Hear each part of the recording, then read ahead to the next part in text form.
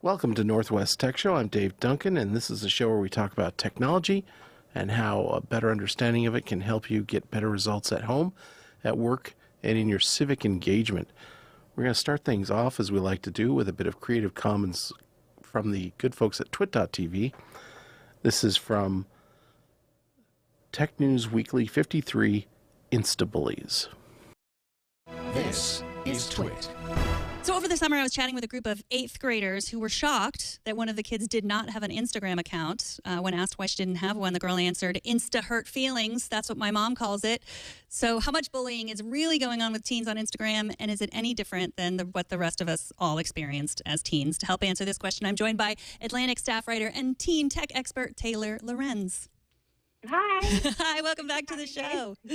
So in your piece, you wrote that kids are always being bullied, have always been bullied, but now Instagram provides a unique set of tools to do that bullying. Can you talk a little bit about what kind of tools make it easy for bullies, I guess? So basically, bullies. So, I mean, Instagram is just a really massive platform, and it's very easy for things on there to kind of like get traction and go viral almost the same way as things do on Twitter. I mean, there's no internal sort of resharing mechanism like Twitter, has a retweet, but people screenshot, people can also tag. And it's just, the thing is it's sort of like this digital manifestation of teens' social lives. I mean, it really is where most social interaction happens for teens when they're not in school or hanging out IRL. And so, it sort of just becomes this place where obviously bullying dynamics can play out. It also, I guess, like the fact that you can set up anonymous accounts so easily makes it really easy to bully people. You can just set up new accounts all the time if somebody blocks you. It's odd that Facebook really went the way of like, you have to be a real person, and it was harder, especially in the beginning. It was harder to create a fake account, but it's so easy on Instagram. It's so easy on most social networks, and I think that that's a good thing in a lot of ways. I mean, I think having your one account tied to this one offline identity is a very sort of like antiquated idea of of identity and like how people's identities should be manifested online. So, but I do think that it does cause problems, especially for bullying. And Instagram has put in some protections, just not quite as many. It's some of this bullying too is so subtle. It's not anything that an Instagram moderator could even, necessarily comprehend. So it's hard. Well, I know a lot of parents who just say, no Snapchat. My kids can't use Snapchat, but then they let them use Instagram pretty easily. I mean, is there really any difference when it comes to bullying, or it's not? No, I mean, Instagram's worse. It's weird that you would let your children use Instagram over Snapchat when Instagram is this wide open social network where you can basically be harassed 24/7 and encounter all these different new people, whereas Snapchat's a closed network. It's inherently more safe. But, parents don't know. And I would say any parent that's like, oh, yeah, I don't let my kids do this. So many kids just do it anyway. And, just don't tell their parents about it. So I think I'm not a parent, but I can't totally empathize. I know it's hard, but I feel like as the teens that I talked to, the ones who said they had spoken to their parents were ones that had really kind of open and honest relationships with their parents. And their parents had made it clear, look, I don't care if you got yourself into a little bit of trouble. I just want you to talk to me about it if things go bad. Yeah, that is easy to say. And I know. I know, it's something I say every day, and my kids are like, I know, you've told us that. But I guess the other thing about, I think maybe the parents that I'm talking to are, a lot of them started using Instagram or let their kids start to use Instagram maybe 3 or 4 years ago, before there was all the instant messaging. Or, the instant messaging is so hard to find. I know a lot of parents who don't even know that exists, that there's messaging on Instagram at all. They just think it's just like pictures. Yeah. And I would say most parents that I've talked to too are totally unaware how many accounts their kids have. Mm-hmm. Their kids will be like, yeah, just have my Instagram account. But meanwhile, they're running some meme page, and they have some other account for different types of stuff, or so I think Instagram does allow you to toggle between accounts really easily. It allows you to set up accounts really easily, and you can run them anonymously or in groups, which a lot of teens do. And for a lot of teens, that's totally harmless. But, there's always so much drama when you're kind of that age, and it can manifest itself really easy digitally. One thing about your piece that I found fascinating is some of these kids who are being bullied who have accounts that are that someone has created specifically to bully them, they're actually filing cease and desist letters. Like, that's pretty mature for a teenager. Well, I would say a lot of kids are like a billion times more savvy than you give them credit for. Mm-hmm. But yeah, one girl who had just multiple hate pages, which are these Instagram pages that are just sort of like dedicated to trashing one person. She got so fed up with it. And so she went online and Googled like legal, cease and desist form and just like filled it out and then sent it to the girl like, via screenshot or something. And teens aren't that legally savvy. So I guess that was enough for the girl to be like, oh, I'm not trying to get sued and back off. But yeah, I guess, yeah, it was pretty, I mean, I think like anyone that's being harassed, you just want it to stop. And so at some point you're going to try to do anything you can to make it stop. And I think as adults, we often think like the bullying is like, we're going through our kids' Instagram feed and we don't see anyone saying like, you're ugly or you're fat or anything like, oh, well, they're not being bullied. But there are all kinds of ways. Like you said, there's the other accounts. There are, comments posted on other people's accounts in the comment section. And then there's other things that are more nefarious, like blocking and unblocking. Talk a little bit about that. Yeah, just having someone block you is kind of an aggressive act to begin with. That's hurtful. I mean, so much bullying does occur in the comments, but I mean, so much bullying is also concentrated in other accounts. Like there's a lot of sort of high school accounts too that are like high school gossip pages where everyone will just send in gossip about certain kids, and it'll all be sort of like published anonymously on some page. Also, there's just a million other features that you can use to harass someone. The thing is that especially when you're young, you're so conscious of like subtle social hierarchies and sort of like reading into every single interaction. Like my friend didn't like this photo, but she liked this photo, or like the tagging functionality. You can see like maybe a friend posted a picture of all 5 of you guys hanging out and tagged everyone but you. Like that could be really hurtful, but it's subtle. It's not like somebody calling you out. It's more like excluding or just intentionally being hurtful in sort of these subtle ways that it's not easy for any kind of third party to pick up on. I have twin 13-year-old boys, and one of them was asking, like, why haven't you liked any of my Instagram pictures? Did you see them? And I was like, no, I haven't seen them. And I went on my phone and realized, like, he had been blocked. And I think his twin brother went on my phone to block his brother for me. So it's like, that is the height of sibling rivalry. Like that. Yeah. Trying to get those likes. Yeah, exactly. So kids are tricky. So some schools are instituting rules around this. Like, you can't take pictures of anyone at school at all. Talk a little bit about what you heard from kids about that. Yeah, so he's not quoted in the piece, but I talked to a high school principal about this kind of extensively too, just how hard it is. For schools, they don't have the authority to really police people's online behavior. So they kind of do what they can. A lot of high schools have banned, picture takings just because so many people were taking creep shots of other kids and posting them in mean ways. A lot of schools have,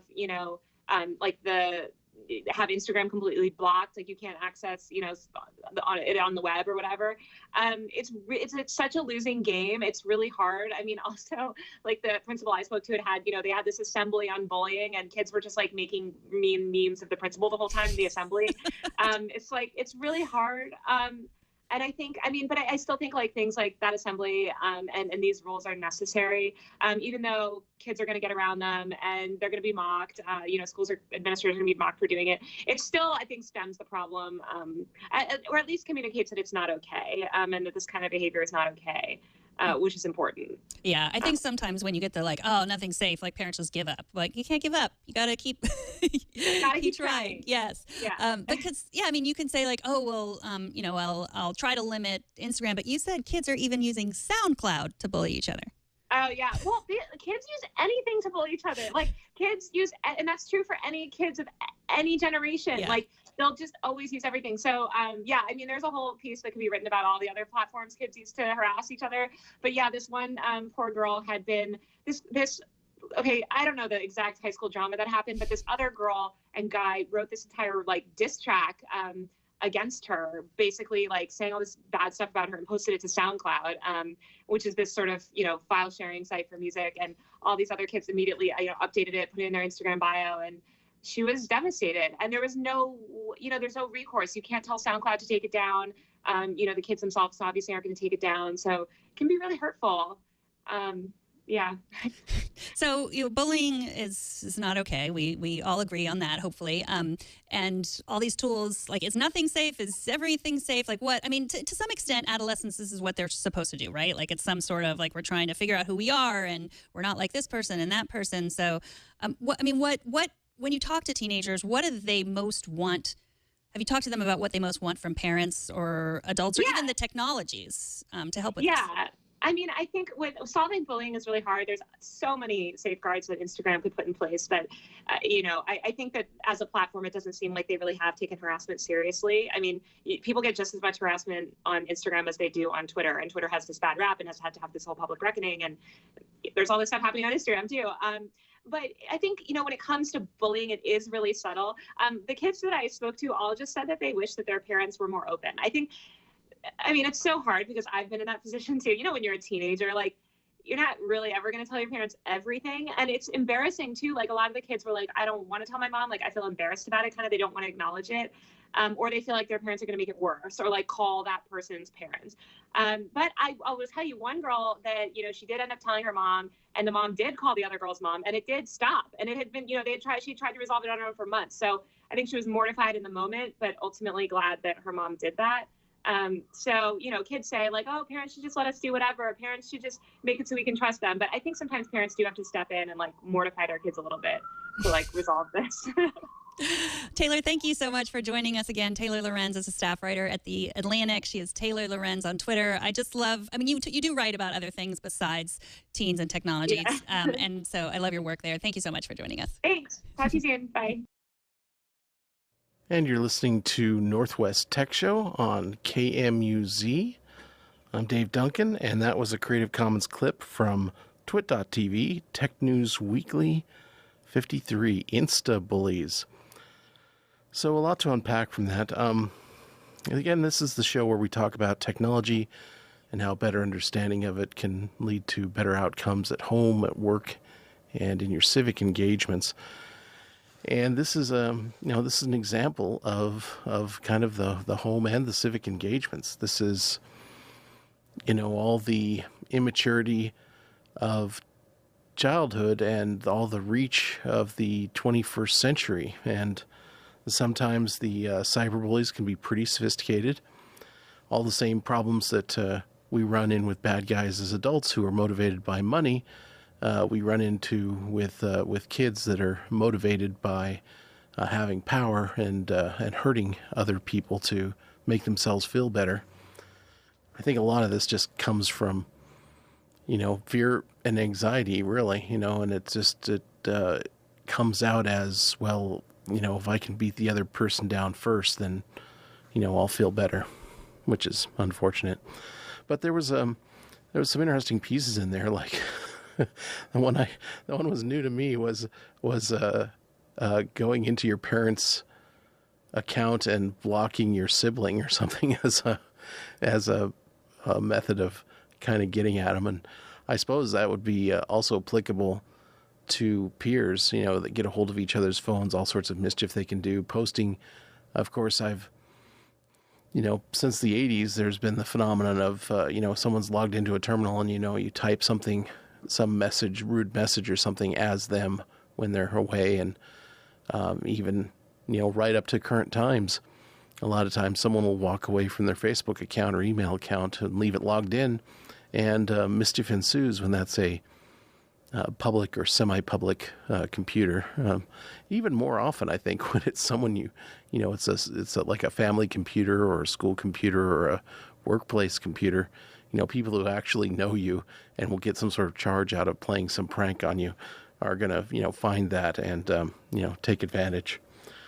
So what do you do about it? Well, I thought that I was kind of surprised to hear that, some teens had gone as far as, filing court paperwork or something that looked like it to their peers, forbidding them from proceeding with that kind of activity. And it occurs to me, the good side, the potential silver lining to all the horrible monitoring that the companies do of us is, if you have a second or third or fourth or fifth account that you're creating just so you can harass somebody, well, they've kind of already developed the tools to locate those. So, it should be, if you have some, legal protection order to, for someone not to harass you anymore, that you could file that with the, the big three, the Twitter and Facebook and Google, and I guess Instagram, which is part of Facebook, and just say, okay, these actual human, real name persons have a order against them not to harass me or talk about me or, post pictures of me. And it's like, okay, cool. Let's turn all that electronic identification gear on and say, okay, no matter what account you create, if you're posting pictures of a certain person, you can just say, basically, yeah, I don't want other people, you're not a celebrity. You don't want people posting pictures of you or tagging you in pictures. Okay, fine, done. Anytime something gets loaded and they detect your face, which they're very good at now, either blur out the face or eliminate the tag or both.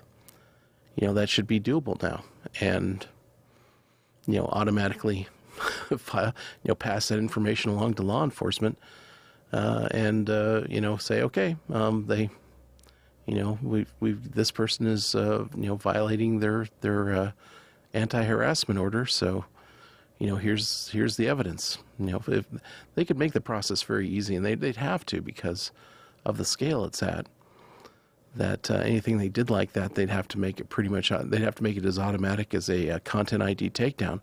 Really, I mean, this is sort of the same logistics problem, except done by regular people instead of by companies. And that was that people were putting new copies of things up on YouTube or SoundCloud or whatever faster than the companies could find and take them down. And so they did the kind of the proactive content ID system, which is arguably unpleasant, but because it is very prone to abuse and doesn't have any protections against putting in that you own things that you don't actually own. But hey, it's just you put in these profiles in advance, and anyone loads anything that fits that profile, boom, it's automatically taken down. So they can do it. They'll do it for big companies, and the system, once it exists, is virtually free to use. I don't know when they have a simple, when the fingerprint is simple enough, which I assume it is, or they wouldn't be able to process the sheer scale of things that are being uploaded, because it's like many days worth of video per minute, I think, is being uploaded. So it's way beyond any individual human being's ability to scan purposefully. But they have the computers doing it at such a faster rate than a human can, or at such a more greater scale than they could afford to hire, that they're taking things down pretty efficiently. So having an efficient system, they could apply that to protect our kids if they wanted to. But people might get used to that and expect to continue having protections as an adult, and that might ruin their business model. And really, any expense is enough to prevent a business from doing something if there's no cost to them. Way back when, with Ralph Nader and his book on Unsafe at Any Speed, which was, all these fatalities that were happening because, the car companies were saving, so many cents by not including seat belts, or, they, saved a little money on the steering column by not having, having something that looked good and sold better rather than something that wouldn't impale you on it if you had an accident.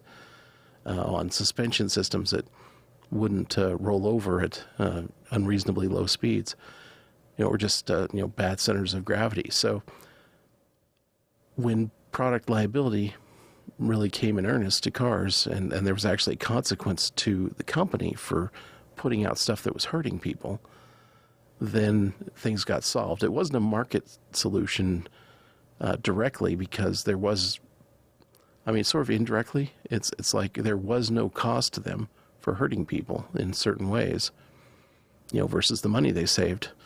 And it really, at scale, it doesn't matter how many pennies it is. Those pennies were worth more than lives, as long as they didn't have any liability over it.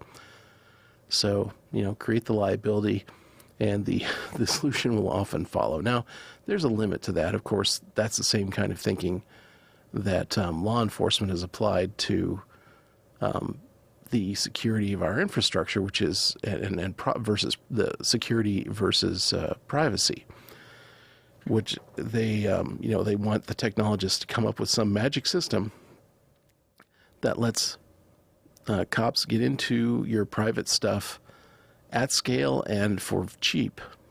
At any number of amount, they want to push a button at their desk and get all your information, and yet still protect people from crime in the first place. Because ultimately, in theory, that's the purpose of law enforcement, is to protect people.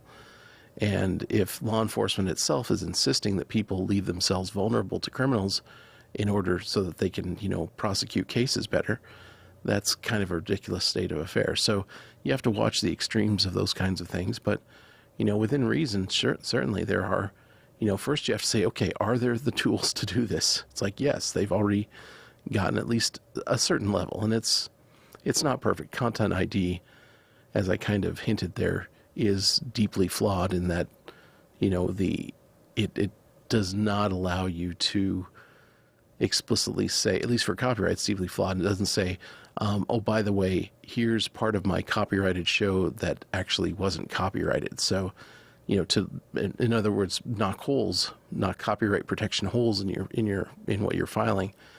So, like, for example, you don't get things that happen like with the NASA footage of Lander. That was, public domain. It was produced by the government. It was free to everyone.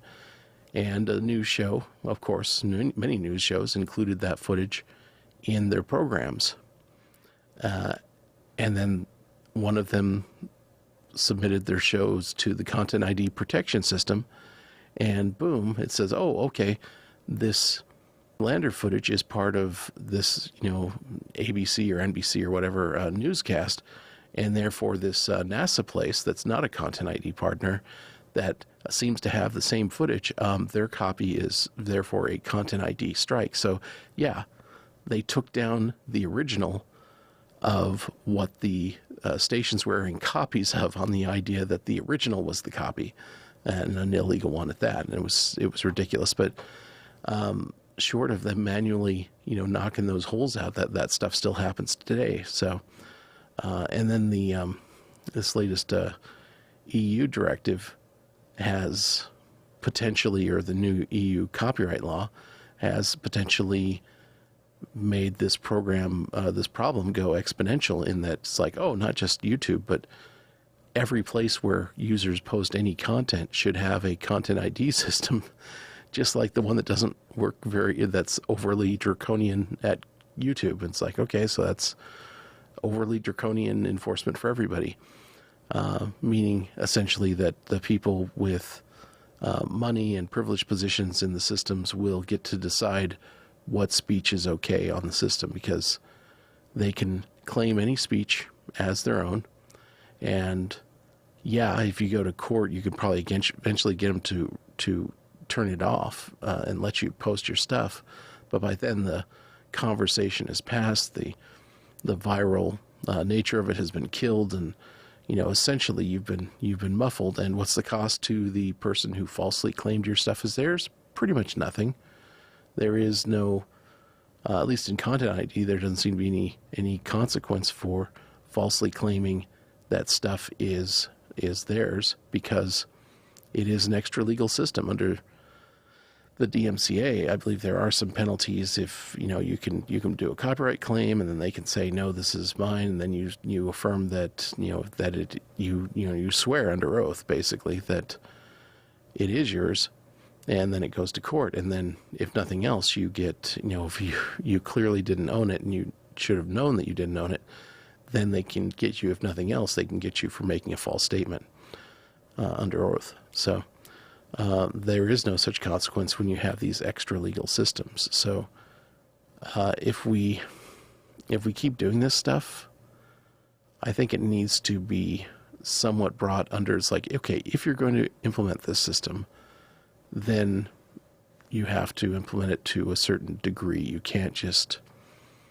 implement it so that it favors one class of people over another class of people. At least not, and I don't want to do a bunch of legislation that tangles up startups. I think this is mostly for the really big guys. I think anything where you do some legislation like this, it has to be, the legislative burden, the regulation burden has to be proportional to the size and impact of your industry. We got to remember things like Facebook. It has more users than there are citizens in the United States. It is, in that sense, bigger than one of the biggest, most powerful countries on earth. So to say that, it has no more obligation to the people than, the mom and pop stand selling pumpkins on the side of the road is, to me, ridiculous. When a company can change the course of civic life of nations, then I think the nations have to push back and say, well, okay, you're sort of pushing into nation state category here, so now you have to be governed by some, the sorts of rules that nations make with each other, or, there's going to be trouble, and in this case, it's like, oh, Facebook. So what's the Facebook Air Force or Navy or police force look like? Oh, you don't have one? Oh, okay, fine. Then, we send people in with guns to take your executives out. When you break our laws, we win. So, until Facebook has their own territory and military, they're pretty much going to have to adhere to the laws of the lands within which they need to exist.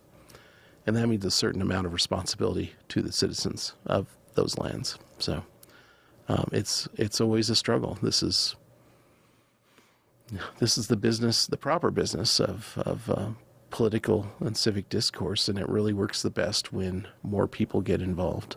So keep that in mind as we are on our countdown to our next little election thingy here. All right, well, let's go to another clip here. This is from twit.tv, Creative Commons, Triangulation 368, User Interface Design. This is Twit. Nicole Lazaro is, I'll say she's the founder and genius behind Zio Design. But really, when your mother asks you what you do, what do you tell her? What do you do? Yeah, exactly. Yeah. That is a good question. Well, essentially, I make games more fun. So. Oh, I like that. There you go. And your mom goes, she does something with computers. that's what my mom. Something with computers. Well, it's really, I do something with computers and how computers move us in interesting ways. How do you get into something like that?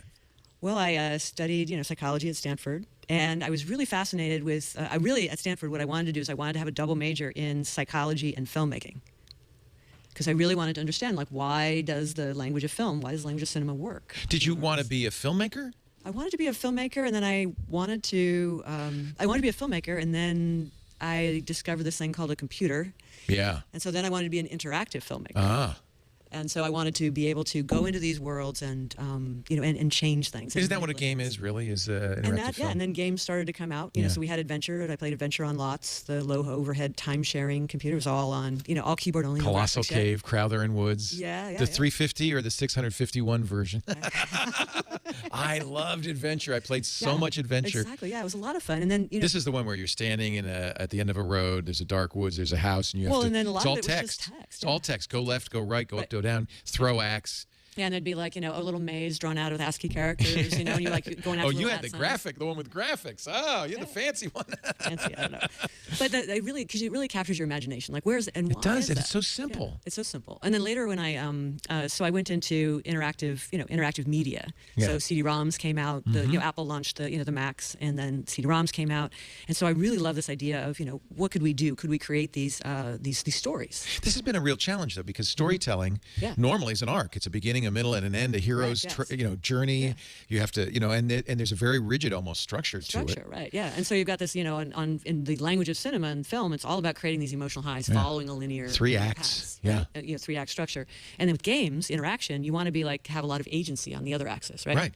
And Agency is the enemy of storytelling because so you would think, right? Because you can't figure out what is the ending. So we've been evolving, since those times. What is the language? What could we do where we mesh those things up? Yeah. And so those are the kinds of games experiences that I enjoy the most. So like when I got the chance to work with, Robin and Rand Miller on Myst, the Myst. You series. worked on Myst. Yeah. Like the original Myst. I worked on Myst 2, so Riven, and then I worked on Uru and on Myst 5. Holy cow.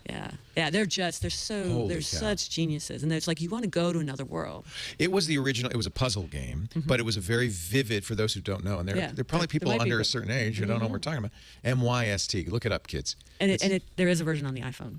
Is there? Oh, yeah, you I can might actually have to play it on the iPhone, iPad. It's different. It's different. So the idea was you're in a very immersive world, but it's not like a first-person shooter world that you're running through. It was the first game that really got. It was really the first game that really got me into another world, and I think that's why it was so popular. Yeah. Is that it was a vacation. When I played Myst for the first time, I did it in a weekend, and then I was driving back to work the next day, and coming out of Oakland on the going through the Oakland maze, and I went, I want to go back. I don't want to be in this city. I want to go back. And I went like I'd been on as if I'd been on vacation, and then I realized no, I had just been in Myst. Wow, that's really interesting. Yeah, and so it's like, at that moment, that's when I decided I really want to do, my own experience. I really want to learn how to make, these, interactive worlds where you feel a lot of agency and you feel a lot of emotion. And so that passion has really driven me, for my whole career to today, where we have, AR and VR, these mixed reality experiences. So did you? I mean, somebody with that urge would start a game company and write a game. Did you do that, or did? Well, I wanted to do, basically I thought I would learn on other people's nickel first. Very smart. And, we live in San Francisco, Bay Area, and we all know the original 49ers, who made the money was not the people, in the mines, the people who were selling the axes and the pixels. Levi's. The Levi's jeans and stuff like that. So I did a consulting company first, and that's what Zeo Design, is, continues to be today. But I bet you there was another motivation, not merely economic. And I think this is actually why I'm a journalist. Yeah. I didn't want to throw all my eggs in one basket. I wanted to sample every basket. Exactly. Yeah. So we basically were, with this consulting structure, we were able to rotate out or rotate through, 5 to 10 games, in a single year. Right? Yeah. Whereas if you were in one game, it'd be 3 years of development. It would just be one shot. Right. Yeah. And so we really wanted to study what creates engagement from multiple angles. And so then the next phase of the company was I went in and just took 2 years to actually do really deep research on emotion and what drives people, what drives players, what makes things. This is your psychology. This is the psychology, yes. So the psychology side, because I wanted a toolbox. Had anybody studied this before? Nobody had ever studied this before. What we had was the research that had been done for casinos, right? So you had Skinner boxes, you had behaviorism, right? You had all that fun stuff. That's the brutalist design of games. That's like. Put another quarter. Put another quarter. I could see all of my game designer friends really, they love psychology. They want to know how does the brain work, and that was the only tool that was available. But yet I would turn around, I look at Myst, and I co-founded the multimedia studies program at San Francisco State. Oh, I was teaching there. Very good, very famous program. Yeah, it was the first one of its kind. Yeah. And so what I noticed that some games, some experiences, some non-games would actually be people would do for hours, and then some would just do it once and they were gone. Right, they didn't want to come back to it. So that's what kind of lit the spark. Like, well, what is it? So I then looked at. I did 2 years, did a lot of secondary research in the literature, and then I did primary research where I actually had people play games, and I measured the emotions on their faces while they played. So at home, school, and work, young or old, everything from Halo to Bejeweled, from Tetris to Call of Duty. And I took those moments and I used Paul Ekman's facial action coding to slice up those moments and sort them by the emotions people were feeling. So you videoed them. Their faces, yeah. And there's something called micro expressions. And so you can see sort of like when you, one I like to use, like, when you smile or when you're in enjoyment. A lot of people think it's when you smile, which is contracting the zygomaticus here, so you get a smile. But that's actually not the best indicator, because you can smile, you can force a smile, you We can can smile. all smile. Right, yeah, smile for the camera. It's not in really the good eyes. You're selfies. not smiling. Right, and that's the eye. So then what about the eyes, right? And it's these crow's feet here. It's the orbicularis oculi, the contraction of this muscle here that indicates true enjoyment. Some people can fake it, but a lot of people, very... Yeah, I'm good at faking it. I've learned all about the cubulus oculi. Cubulus oculi, the cauliflower oculi. No, That's fascinating. Yeah, and so then, So would you do nowadays, would you like to do a functional MRI of people's brains? I really want to do a functional MRI. That's where you can do a magnetic resonance of brain activity, but you can actually do it while persons are doing something. Are actually doing things. And that's the neat thing about games. And again, my psychology and gaming come together, is that if you have a game, and we saw this like within Myst, people would, I think it was with Uru when they brought back the classic Myst sound. For the books, Yeah. People were like, oh, and then they described this tingling feeling. Yeah, they had I just got it. And then up the back of their head.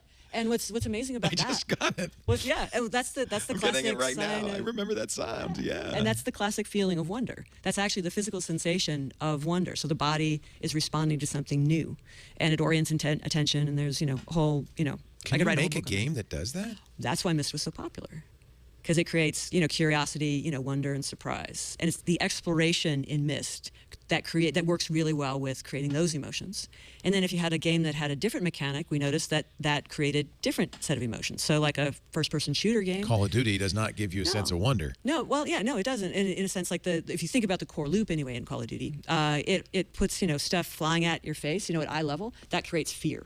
And it's fight or flight right it's there. It's fight or flight. And then that works really well with, get the sniper, move on. Get the sniper, move on. Yeah, because that's If you have brain satisfying space. if you respond Yeah. and you handle the stimulus. Right. That gives you a sense of satisfaction. Is that the motive? Is that the thing that's keeping you playing the game? Yeah. So basically, you get into these loops, right? But what we noticed is that when we went in, is that it's that. But then even in Call of Duty or the big popular ones, and then eventually World of Warcraft, is that it wasn't just that hard fun.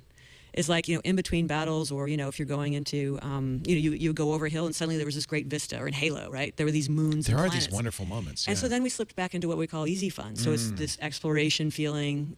You get basically, you think about like when you kill the boss monster, you get like really, you get very, the game is very difficult. You feel like you win. You go, yes, Success. I got success. And then what the next thing the game designers do for popular games is they then put you into a new level, a new world, and there are no monsters. And then now you're all exploring again. And so there's you go from that frustration to winning to now a different emotional state, which is, it goes back to easy fun. We're exploring curiosity, wonder, and surprise. You find a puzzle, you find a potential enemy, and then you go back into hard fun. And so what happens is that we saw people looping between these different types of fun. And you're listening to Northwest Tech Show on KMUZ.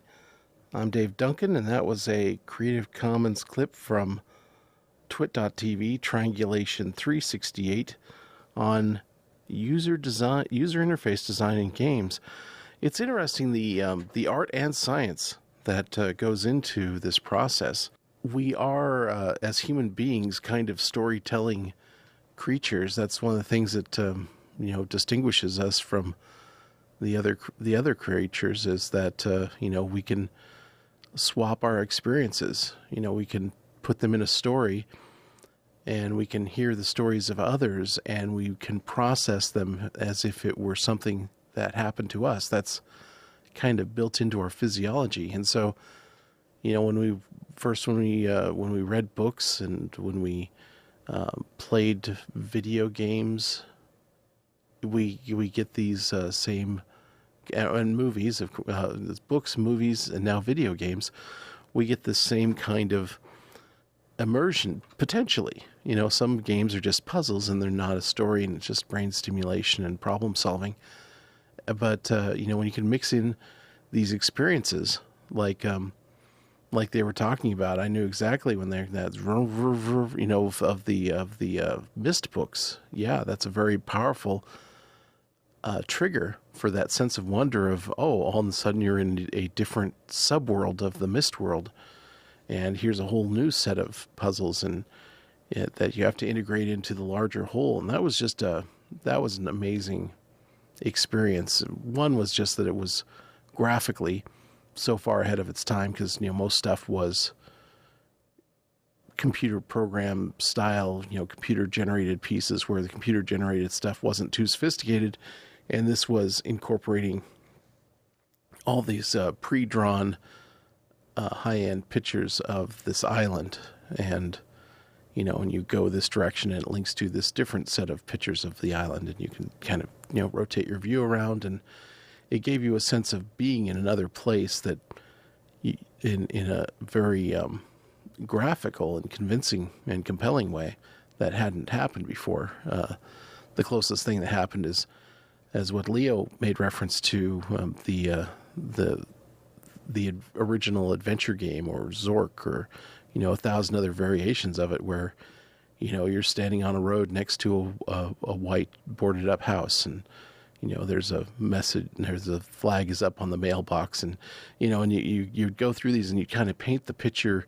It would just be text on the screen, but you'd paint the picture in your mind, and then the games come, and with varying degrees of effectiveness, they paint another level of reality. They give you something that's a little different. They were talking about that halo coming over the rise and seeing the moons hanging over the ring world. It's just like, yeah, those were pretty amazing. You get moments here where you look up from the battle and it's like, wow, this is a really picturesque scene.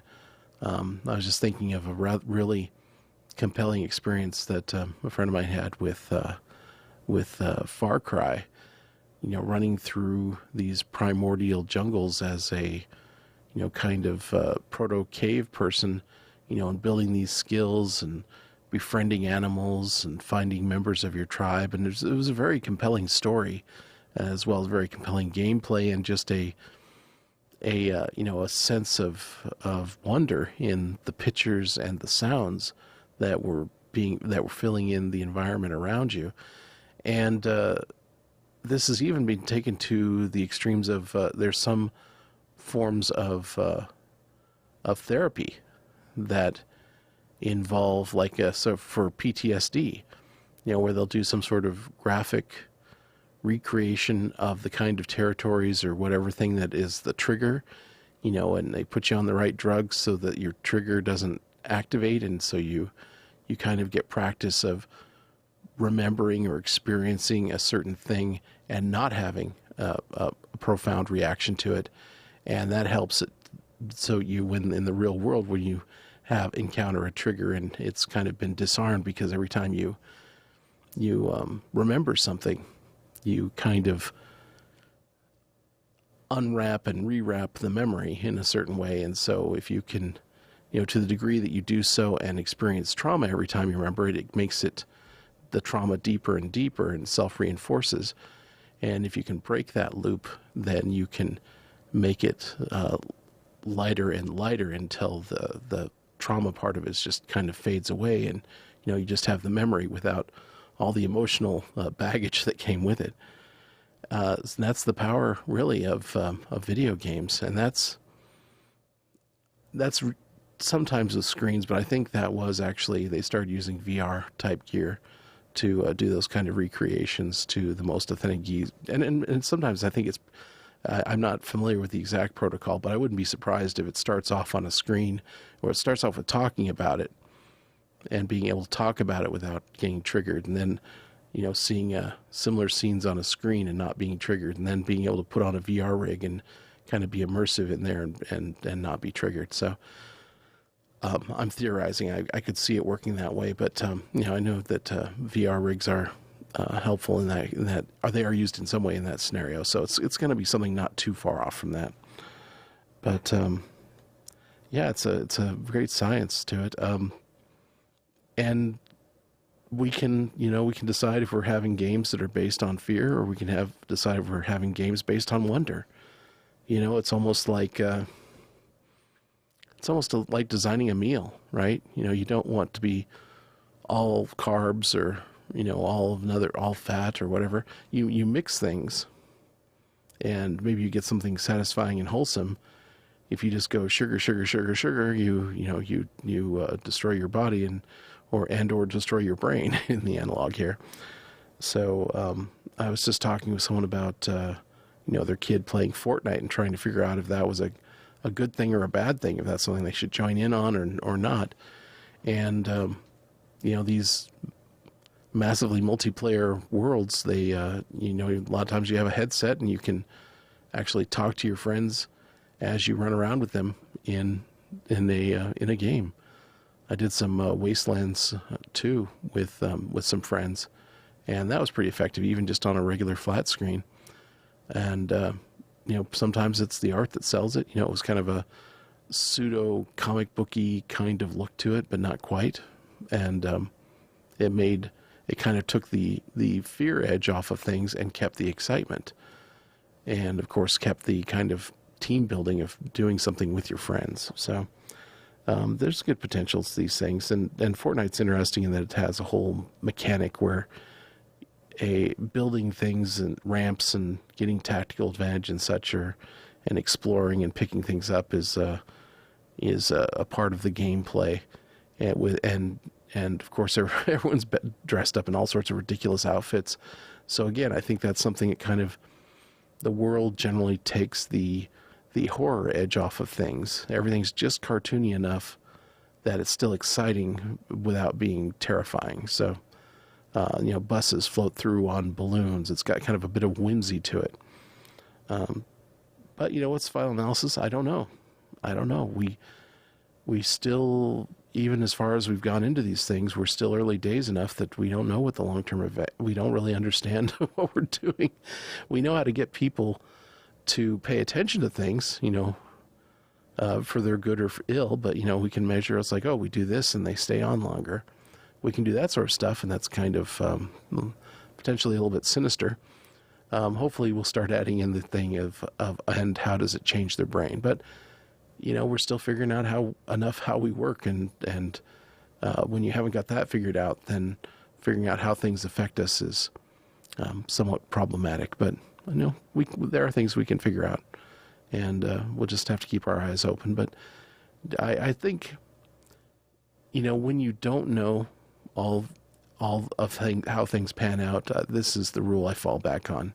Just don't go to an extreme. Don't, if millions of people are doing something, and there's no, definitive rash of people jumping out windows, it's probably not something that you have to worry about not doing at all.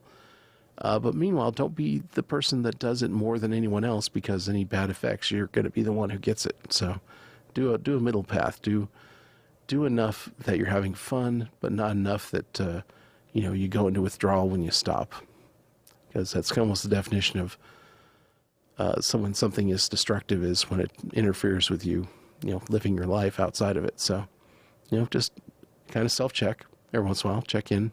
And for your kids, it's like, okay, what are the things that they like to do, and are those things suffering because of excessive gameplay? And when you tell them they need to cut back, put it in that terms. It's like, hey, you're not going to have a very good life if this is all you do.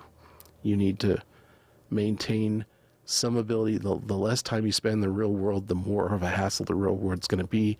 You need to spend enough time here that you're having fun, and then you're going to have a better life, and then you're going to be able to share all these various experiences with other people, because you know what? That's what we want to do. We want to have a story, and we want to be able to tell it. All right, one more clip here. Let's talk about election security. This is from twit.tv, This Week in Enterprise Tech 311. This is Twit. You probably all remember that what you felt and heard about the Russian collusion and involvement in elections in the past 5 years. And it could have also, you probably also heard about the different Facebook campaigns and ads driven by Russian state actors. Now, at Disrupt this year, a former Facebook chief security officer, Alex Stamos, pointed out that the industry nor states have not really done anything to improve the security of election systems since the last reports of interference and disruption. In fact, just this past week, we heard about the EU Parliament Committee taking action against Stamos' former employee, Facebook, submitted on Thursday to the EU Parliament Civil Liberties and Justice Committee, urged Facebook to accept, and I quote, a full and independent audit of its platform investigating data protection and security of personal data. Now, the Assembly summoned Facebook's chief executive, Mark Zuckerberg, but no, he actually didn't show up.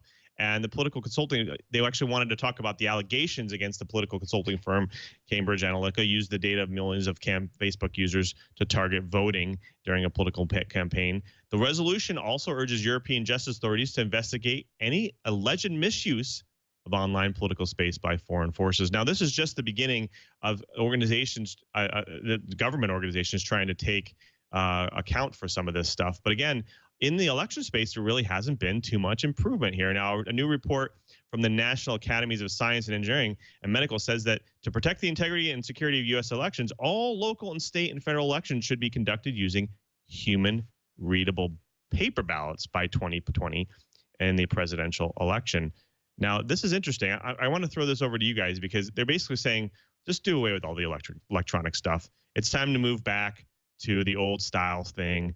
And don't worry about moving forward in the electronic until we actually figure out the security of this. Curtis, I want to throw it over to you because we've chatted about this in the past. The infrastructure is not ready to support it. We don't see any improvement here. Do you think it's just time to go back to the old way of doing things? Well, I don't think it's time to go back to the golf pencil and photocopied sheet. What I do think we need are systems that have some sort of paper trail, so that if there's any question about the electronic record keeping, we do have a physical backup to go to for a human recount. Frankly, I think the system that we were using in the last place I lived, the Scantron system, where you ink in the little bubbles on a sheet and then feed it into a reader, was good because the sheet then went into a hopper that was sealed. The machine did a count of the ballots, and the machine would upload that to the central site at the close of the polling places. But if there were any questions, if there was a recount, for example, the recount was done using the paper backup. Those physical ballots were all placed into sealed duffel bags, which were taken back to the supervisor of elections office and placed in a secure location. I don't think this is a get rid of all the electronics. I think it's recognized that the electronics could be vulnerable, and therefore we need to have some second channel, some non-hackable channel that we can use from backup. Yeah, there always needs to be some kind of a fallback mechanism or something for us to be able to ensure that what we have is correct. I mean, organizations have this today in their networks and their data. Why not do this in the elections as well? Heather, I want to throw this over to you. Do you think it's interesting that the Facebook security officer is kind of running the charge here? Yeah, so as much as I'm afraid of being called a Luddite, I am leaning a lot more towards the way Curtis is saying it. Yeah, and you don't want to let the hen and the fox in the hen house here. The truth is that I think there are times that we go with an advancement because we can, and not to quote from Jurassic Park, but we need to think about whether we should. And it's telling that every security researcher that I've seen talk about this at a Black Hat briefing has always begun and ended their presentation with paper trails. Right. Now, Curtis, you're saying, hey, let's find a fallback mechanism so we can double check some of these systems to make sure that there hasn't been collusion or integration from some outside party. But does it also mean that, for instance, there's different organizations here in different states. They all can do their own thing. Do we need to have some kind of intervention here to say, hey, this is the process you need to follow in order to ensure security? Because obviously they're not taking any steps in the last couple of years to fix the problem. And that means that, it'll continue to be a problem until somebody pushes along. Is there something else that we can do here? Well, I'm not sure that there is. It's possible there could be something we might do for federal elections on a federal level, but I'm not aware of any legal authority that the federal government has to enforce standards for local and state elections. Since the federal elections every 2 years are simultaneous with the state and local elections, well, that means that we're going to end up with this patchwork that we currently have. What I would be in favor of, to be brutally honest, is something like we've seen in other regulatory regimes where what we have are functional definitions. The following things have to happen. You have to have a paper trail or some sort of contemporaneous mechanism for making a non-volatile record of the votes that are cast. Now they can, if they want to do that with paper, if they want to do that with, linotype machines where they cast lead ingots, it doesn't matter. But the function is what is defined by regulation. I think that would be a good way to go. Unfortunately, that would also require a fair amount of agreement on the part of political parties. And just at the moment, there seems to be some difficulty with that. So who knows what we're actually going to get. Right. Now, Heather, you talked a little bit about some organizations and how they have to have a paper trail. They want to have a paper trail. When it comes to security, is there specific processes that organizations follow when it comes to that? I mean, do they say, hey, from a login perspective, we need to audit these types of things, or from a document perspective, we need to audit these things? Is there a particular kind of workflow that organizations follow when it comes to securing this type of stuff? Right, and I was going to add to Curtis's non-volatile to an inviolate method of tracking this. I'd like to take a comment that was given to us from the chat room.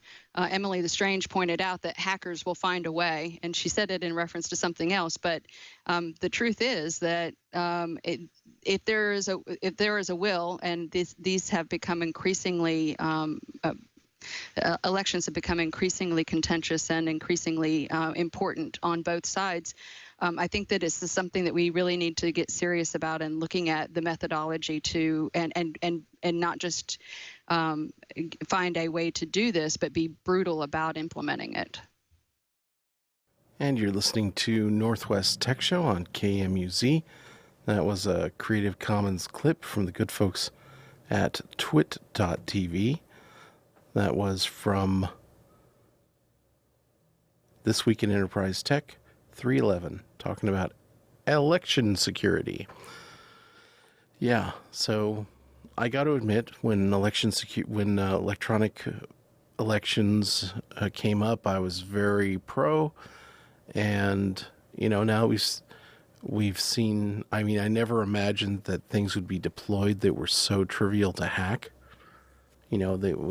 You can just go onto YouTube and you see these videos on, here's, with nothing more than a ballpoint pen or something, here's how to crack into an election machine of, brand X, and then you slip in your USB stick and boom, you own the election machine. You can do and have it give you any result you want. It's just terrible. And the companies are saying, oh, this is proprietary information. You can't see the source code. And so people just buy it on secondhand market and, crack it open and find out it's really, really low grade dog food in here. And it's just, that's not acceptable.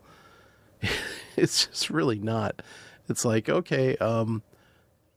And any system you have, it should have a method of physically verifying things. Even if you don't use it directly, you have to have it to prevent corruption, because otherwise, when someone says this outcome looks really hinky, it's like 180 degrees different from every polling data. It's like the massive protests, and what are you going to do? You're going to tell the computer to add 1 and 1 plus 1 again? It's going to give you the same result. Computers don't make that kind of mistakes. They generally make corruption of data mistakes, and once the data is corrupted, it's corrupted. So. It's really good to be able to go back and, if not count every single ballot, then at least do a sampling from them and say, okay, with statistics, we know that if we sampled it this way, within this level of confidence, we know that the true outcome of everything should be within this boundary. And if the outcome of your election is outside those boundaries, like, okay, keep counting, because something weird's going on here. And you can't do that if it's all electronic. And, partially electronic, I think, is where we should be at this point, where you do something on paper, and then you scan it into an electronic counter locally, and then you still got the paper to fall back on for confirmation or vote disputes. But it's not what we're doing, but it's really hard for anyone to explain why we're not doing that way other than, oh, well, we bought all these fancy machines, so now we're going to use them. It's sort of like saying, yeah, I bought this steak that turned out to be, toxic, but I'm going to eat the whole thing because, I paid for the steak and I'm going to eat the whole thing. It's like, no, that's sunk costs fallacy. You've paid what you've paid, but if it's not giving you the results you want, then you don't have to use it. You don't. And with that, you've done it again. Spend an hour talking about technology. I hope you'll join us next week and every week, Wednesdays, noon to 1 o'clock, to continue this conversation on Northwest Tech Show.